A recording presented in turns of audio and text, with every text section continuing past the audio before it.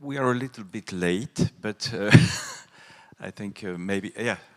Marianne?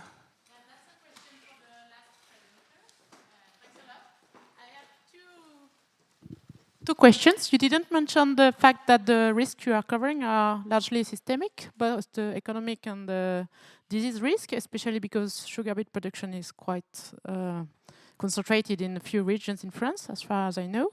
And the second intuition I have, but I may be totally wrong, is there a risk of like collective moral hazard, so that people will like decide together, or that it will be worse to activate the compensation by the fund, not to respect the bon père de famille, best management practices that are likely that they need to respect in order not to go into the moral hazard issue. Yeah. So the first the first question you mentioned was, I forgot about it. The systemic, yeah. The fact is, there is a bit of variability between the regions. The technical itinerary for growing sugar beets might be different from the northern part of France compared to the southern part of Paris, which is where we have irrigation, for instance. So obviously there are a number of elements that may affect either the production cost or for instance, the sanitary risk that you have. If I take the example of beet yellows, what we observed over the past years is that there is a huge pressure and a huge problem in the southern region of Paris, but in the northern part, these beet yellows is not a problem. So depending on what sort of risk we want to insure, but in that case, if we were to include beet yellows, there would be some regions that are affected and others that are not. But it's true that we would need everyone to play the game. So in that sense, we have to cover a rather large amount of risks so that everyone feels that there is a benefit for him. Because if we were to only insure, for instance, beet yellows, only the people from the south would obviously be interested, not from the northern part of France.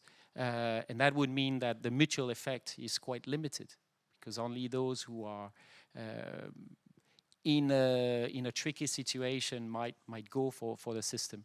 So this is where it's quite powerful, because if you can cover a rather large number of risks, you'll get the mutual effect. So that's the first point.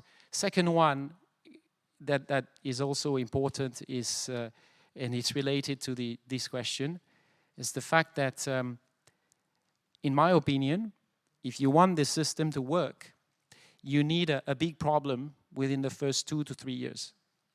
It's a bit cynical to say that, but if you don't have any issue, then the attraction from the farmers for the system will not be there. And we've seen that in Italy. They try to implement such a system, but nothing happened for the past 3 or 4 years, and therefore no one is interested.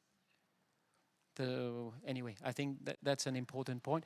The second question, the collective moral hazard. In that case, what we thought is that you could have a very simple list of practice that you have to respect, and that can be verified in a rather automated way, so that we know, for instance, that there is a, let's say, soil coverage for a certain amount of time or things like that.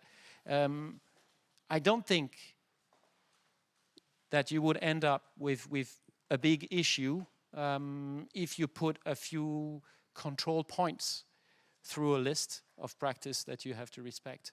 That's actually part of a system that is also available through the FMSE that I mentioned. There is a possibility to secure or insure certain risk if you respect a list of good practices. But that would be a way to tackle the issue, I think.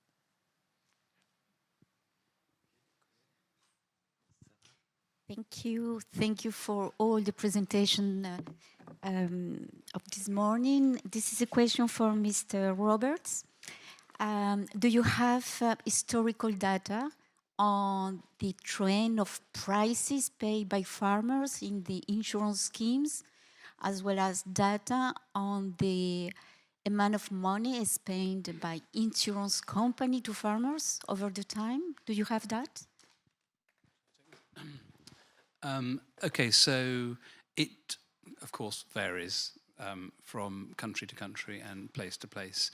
So for example, for purely private insurance arrangements where there is little or no involvement of government, then that's typically a sort of commercially sensitive thing. So if you're an insurance company, you keep your information to yourself if you can, because it's of competitive value to your competitors. So it's a little hard to get that information.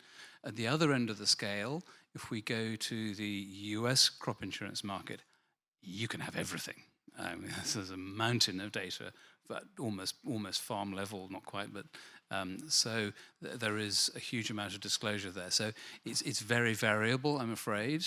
The other thing is not quite answering your question, but just as an observation, I mean, agriculture, also forestry and other segments, are very well documented generally, but usually what's documented is things like production and cost rather than loss. So you have to infer losses effectively by looking at, you know, as we were hearing earlier, you know, from Alexis about the Olympic mean or something, a deviation from an expected trend or something of that kind. So loss measurement outside the insurance sector is actually pretty poorly carried out.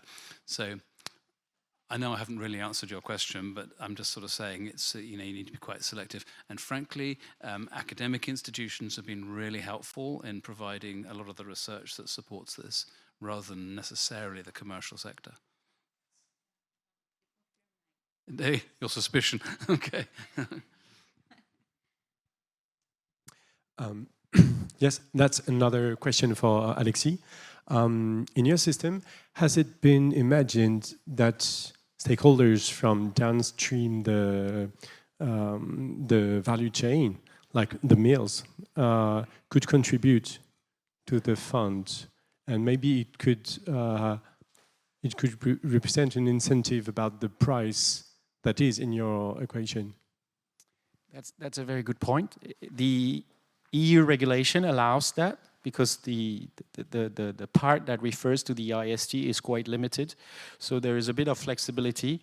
So yes, in theory, you would be able to get stakeholders to fund the initial capital of the fund.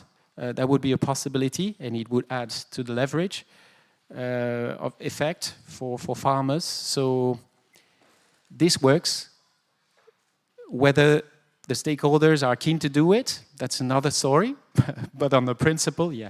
And it relates to what Christian said. I think, yeah, having, whether it's about hidden cost or not, the whole value chain has to play the game, and also some other sectors that may be affected, if they, like pharmaceuticals or other sectors as was mentioned. But yeah, it works.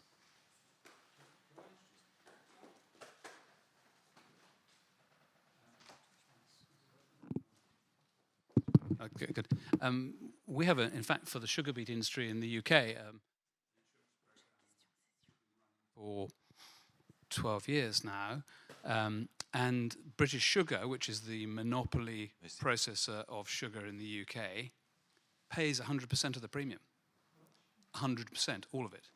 They pay the premium, and the idea there is that it's beneficial for them to have a stable production system, because in a volatile market, and freeze is the big risk that we're talking about here, but of course virus yellows and drought and other perils do come into it, but this covers freeze risk, and they would rather see their farmers incentivized to continue producing crop in what is perceived to be a risky environment.